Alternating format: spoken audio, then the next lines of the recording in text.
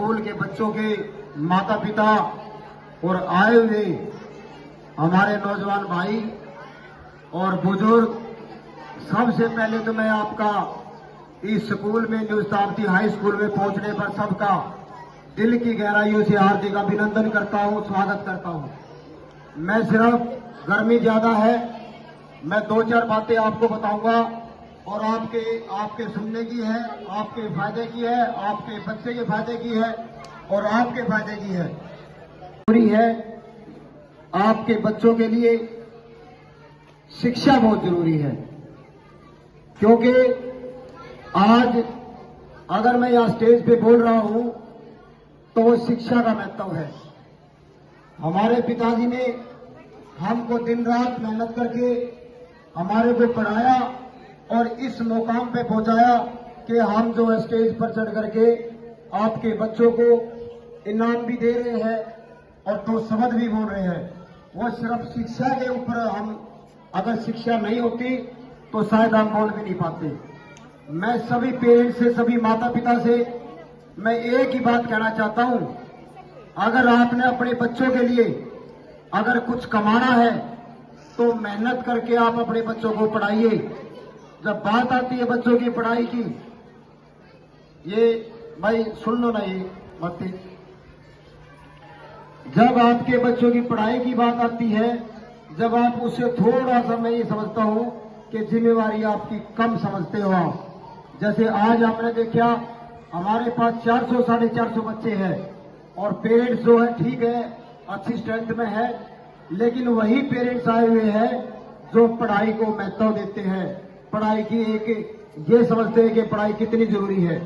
मैं सिर्फ आप सभी को मैं यही कहना चाहता हूं कि आप और कामों में कमी करके, लेकिन जब आपके बच्चों की पढ़ाई की बात आती है, चाहे वो बुक्स की बात आती है, चाहे कपड़ों की बात आती है, चाहे बैग की बात आती है, चाहे किसी भी चीज की अगर कोई बात आती है, तो सबसे पहले अपने बच्चों की जो शिक्षा से संबंधित कोई भी चीज है उनकी जरूरत आप अपनी उन बच्चों की पूरी करें, ताकि आपका बच्चा पूरा साल अच्छे से पढ़ाई करे। अच्छे से पढ़ाई करके जो आज जिन बच्चों ने इनाम लिए हैं, जो बच्चा फर्स्ट आया, सेकंड, थर्ड और फोर्थ पोजीशन पे आए हैं, उन्हीं पेरेंट्स के बच्चे आए हैं जिन्होंने अपने बच्चों को पूरा साल मेहनत कराया है और ध्यान दिया है। आपके बच्चे भी स्टेज पर आकर के इनाम ले सकते हैं, बशर्ते कि आपको भी उनके साथ थोड़ा मेहनत करने की आपको आवश्यकता है। अगर आप अपने बच्चों को, मैं गारंटी के साथ कहता हूं, अगर आप अपने बच्चों को पूरा साल अगर मेहनत कराते हो, उन पर ध्यान रखते हो, तो आपका बच्चा भी जो है अच्छी पढ़ाई करेगा और अच्छे नंबर लेकर के पास होगा। लेकिन खाली इतना नहीं होता कि आपने 31 तारीख को एडमिशन करा दिया, बात खत्म। ऐसे ना आपका बच्चा पढ़ेगा। वो तो वही बच्चा पढ़ सकता है जो खुद ये समझता है कि मेरे को पढ़ना है और अपने माँ बाप की गरीबी दूर करनी है, अपने माँ बाप का नाम रोशन करना है। वो तो 1-8% बच्चा होता है।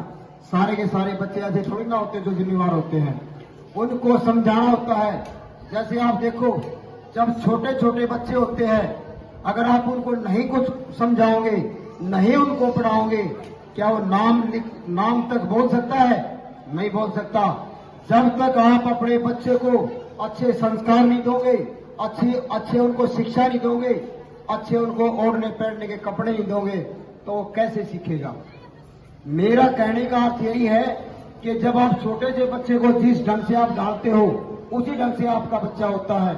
तो आप सभी पेरेंट्स से अनुरोध है कि अपने बच्चों को जो है पढ़ाई की तरफ आप अपने बच्चों का विशेष ध्यान दें, ताकि आपका बच्चा जो है वो आगे चल करके एक अच्छा मुकाम हासिल कर सके। हमारे स्कूल के अंदर सन 2000 में हमारा स्कूल खुला था। 24 साल हो चुके हैं। हमने कभी आज तक इतनी फीस नहीं की है जो पेरेंट्स आसानी से ना दे सके। हमारी आज की फीस सिर्फ 650 रुपए से लेकर के सिर्फ 1200 रुपए तक की फीस है। लेकिन आसपास के स्कूलों में जाकर के आप देखिए कि नर्सरी क्लास की फीस 1200, 1300, 1500 फीस है। लेकिन पढ़ाई वहां पे नहीं है। वही टीचर हमारे हैं, सारे के सारे हमारे टीचर अच्छे हैं, लेकिन परंतु आप लोग किस चक्कर में आ जाते हो, इस चक्कर में आ जाते हो कि इंग्लिश मीडियम है, ये मीडियम है, वो मीडियम है। हम हिंदी मीडियम से पढ़े हुए हैं। ये जरूरी नहीं है कि इंग्लिश मीडियम से पढ़ने वाला बच्चा क्या उसको सरकारी नौकरी या और भी कोई काम जल्दी मिल जाएगा। नहीं, दोनों चीज बराबर होती है। अभी हमारे स्कूल के अंदर हरियाणा बोर्ड का पेपर था। हरियाणा बोर्ड का पेपर था, उसमें 2 ऑप्शन होते हैं, इंग्लिश और हिंदी। चाहे बच्चा हिंदी मीडियम से करे, चाहे बच्चा इंग्लिश मीडियम से करे, उसके जो नंबर उतने ही मिलेंगे जो इंग्लिश वाले को है, जो हिंदी वाले को है। कहने का मेरा तात्पर्य ये है कि आज इस समाज में, इस प्रदेश में जो है स्कूल वाले, मैं भी स्कूल वाला हूं, लेकिन गुमराह करके बच्चों को लूटते हैं, पेरेंट्स को लूटते हैं, सिर्फ ये दिखा करके कि इंग्लिश मीडियम कराएंगे। लेकिन ऐसा मैं आपको गारंटी के साथ कहता हूं, इसमें नौकरी में या किसी भी प्रकार में कोई भी आपको उसमें कोई फायदा नहीं है। समझते हैं हम कि भी जो है इंग्लिश थोड़ा बोलने से थोड़ा ये लगता है, लेकिन मैं ये कहता हूं कि सभ्य भाषा हम हिंदी में भी बोल सकते हैं, क्योंकि हिंदी हमारी मातृभाषा है। इंग्लिश एक विदेशी भाषा है। हम अपनी मातृभाषा को अगर हम अच्छे से बोलेंगे तो भी एक बहुत बड़ी अच्छी बात है। मेरा सिर्फ आपको समझाने का अर्थ यही है कि आप इस तरह की लोगों की बातों में न आकर के अपने बच्चों को हमारे स्कूल में आप दाखिल कराइए। और इस साल आपने कुछ चेंज मिला होगा, और मैं आपको आज सबको बताना चाहता हूं, अगले साल तक जब अप्रैल आएगा, इसमें एक नया आपको एक बदलाव और मिलेगा। मैं ज्यादा कुछ नहीं बताऊंगा, लेकिन अगले साल तक आपको एक नया यहाँ पे बदलाव मिलेगा। कहने का मेरा तात्पर्य ये है कि सिर्फ यही है कि हम आपको कम फीस में अच्छी शिक्षा देने का हम वचनबद्ध है, और अच्छी शिक्षा हम देंगे। छोटी मोटी कमियां हो जाती है, हमारे से भी होती है, इंसान है, गलतियों का पुतला है। अगर किसी भी पेरेंट्स को हमारी बात या कोई ऐसी बात लगी हो, मैं उस पेरेंट्स से क्षमा याचना मांगता हूं, और भविष्य के अंदर हम कोशिश करेंगे जो है इस तरह की कोई बात, पहली बात तो हो ही नहीं है, लेकिन फिर भी एक आध पेरेंट्स से अगर मेरे से कुछ कहा गया हो तो मैं उसके लिए मैं आप सभी से माफी मांगता हूं। दूसरा, हमने पूरे स्कूल के अंदर सीसीटीवी कैमरे लगवा रखे हैं, ताकि हमारी निगरानी में ये जो है सभी क्लासेस रहे, ताकि हमें ये पता चलता रहे कि क्लास के अंदर कौन टीचर पढ़ा रहा है, कौन टीचर नहीं पढ़ा रहा है। मेरे इस फोन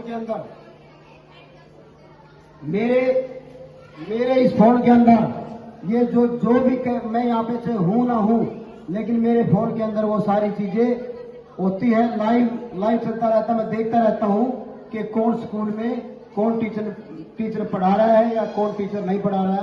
कहने का मतलब ये है कि हम कोशिश करते हैं कि हर संभव अपने टीचरों पे नजर रख सके, लेकिन हमारे स्कूल का स्टाफ अच्छा स्टाफ है। मुझे नहीं लगता उनमें हमारे पीछे से अगर थोड़ी बहुत देर हम कहीं बाहर जाते हैं तो वो इस तरह की हरकत करते होंगे, बच्चों को नहीं पढ़ाते, क्योंकि इनके भी बच्चे हैं, अगर स्कूलों में जाते होंगे कहीं ना कहीं दूर का है, लेकिन हमारा स्कूल का स्टाफ अच्छा है।